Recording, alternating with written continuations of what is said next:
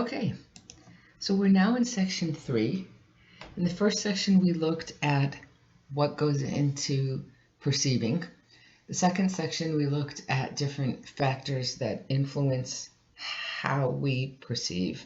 And now we're going to look at things that get in the way of accurate perception. These are common tendencies, and they're all common tendencies that don't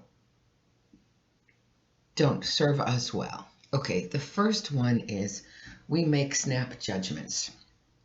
And what happens with snap judgments is we get a little bit of information and we think we know everything.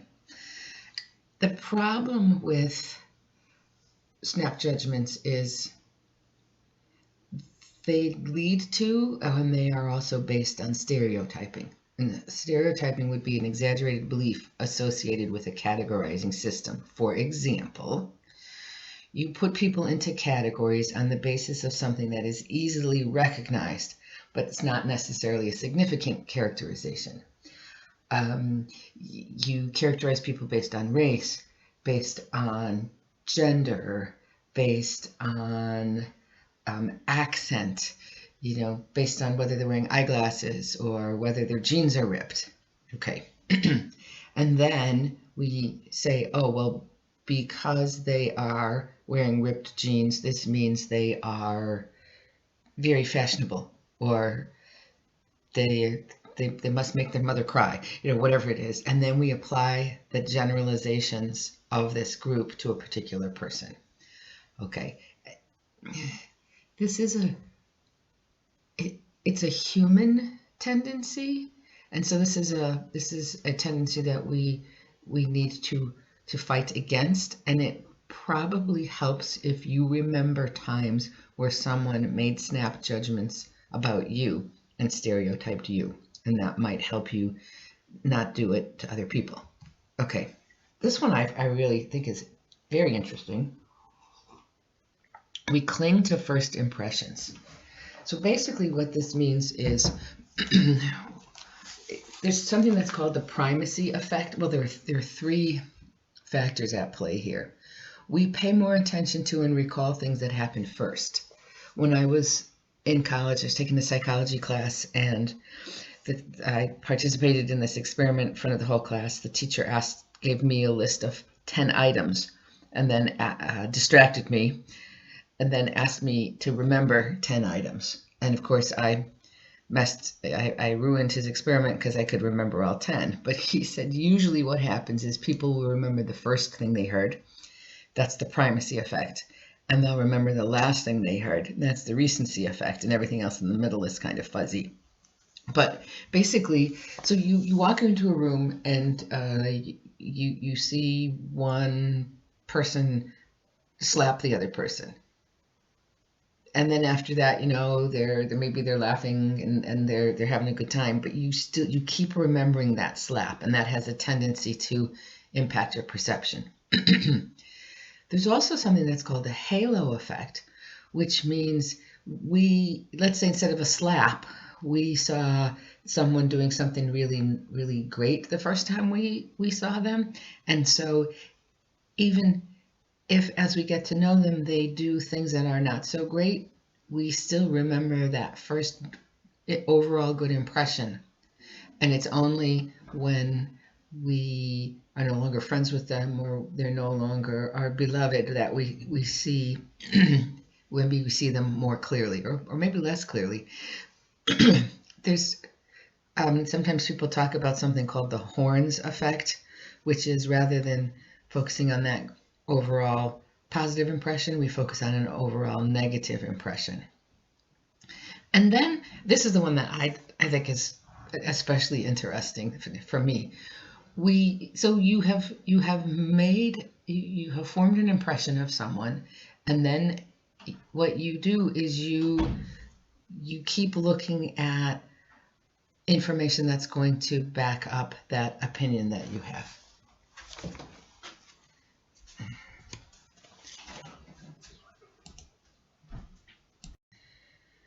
All right, so got a little interruption there, so I'm back. Okay, so there are 4 more common tendencies. The first one, or the third one here, is we judge ourselves more charitably than we do others, which means that when we do, there's a thing that's called the self-serving bias, which, excuse me, which means that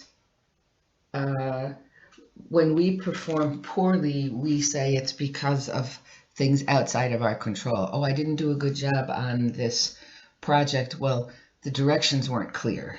But when someone else doesn't do a good job, it's because they're a slacker. And that's the fundamental attribution error. So attribution is how most of the time, we have a tendency to use it more in the verb form. What do we attribute their behavior to? When it's us, it's circumstances. When it's other people, it's a character flaw. And that's what the fundamental attribution error is. That we assign blame, or we decide that people who are not us do things due to these fundamental character issues. Okay. We're influenced by our expectations, and that's why they have this weird picture of, was that Adam Levine from The Voice? Because we know that we have a tendency to think that people who are attractive, based on cultural standards, we assume they are more talented, more intelligent, etc. That's why the coaches on The Voice, when they listen to the people the first time, they have their backs to them. So what they're judging is purely their voice and not the fact that the person is overweight, is wearing something that is not really stylish. I think I talked about this earlier where I said if, before the class starts and I'm talking to a colleague and they say, oh, you got to be careful of Dawn. I had her in my class and, well, she's a handful. Then I'm going to go in looking for that. Or this is why I know students like to read the reviews in Rate My Professor, but that can lead you to, if someone has said something negative, sometimes you won't even take a class from that professor, or you go into that class thinking, oh, you're just waiting for that behavior to happen. Number 5, we're influenced by the obvious. I'm going to use that example. Any parent knows you walk into the room and you see little Johnny slap little Arabella, and you say, Johnny, that's unacceptable behavior. And you're thinking, he's such a terrible kid. And what you don't know is before you came in, little Arabella was poking him and pinching him and taking his toys away. So you have to be careful when you walk into a situation that there's frequently things going on behind the scenes that you didn't know about. And the last one is we assume that others are like us. Not that others like us, but that others are similar to us. Have you ever told a joke to people and that you thought was hilarious and they didn't laugh? Okay. I like the book gives the example of you find your professor to be not an especially good lecturer, and you know that if you were in that situation, you would want to know. So you tell the professor that your lectures are boring and it doesn't go over very well. So, okay, so we've got these 6 tendencies. And what is important to realize is that we don't all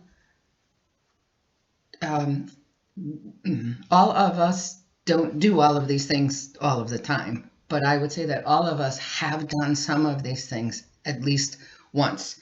And so a large amount of research has shown again and again that our perceptions of others are often distorted in these 6 different ways. The moral is clear. Don't assume your perceptions are accurate or unbiased. So, I would want you to know all 6, but could you at least come up with 3 common tendencies in perception? and when you exhibited any of these tendencies and how they showed up. And then knowing that, what have you done or what can you do to work against these tendencies? So I put up in the section that's chapter 4, exercises and videos, exercise, shoot. Don't remember which one it is. I think it's 4.1 or 4.3, and it is common tendencies in perception. And it asks you to go through, to think about a person, a specific person, where you have shown all of these. If you can't do it with only one person, then think about, a time you've made a snap judgment, a time that you have assumed someone was like you, a time that you have, exhibited this self-serving bias because you judge yourself more charitably than you judge other people. Okay, after a break, we'll get on to the last section in this chapter.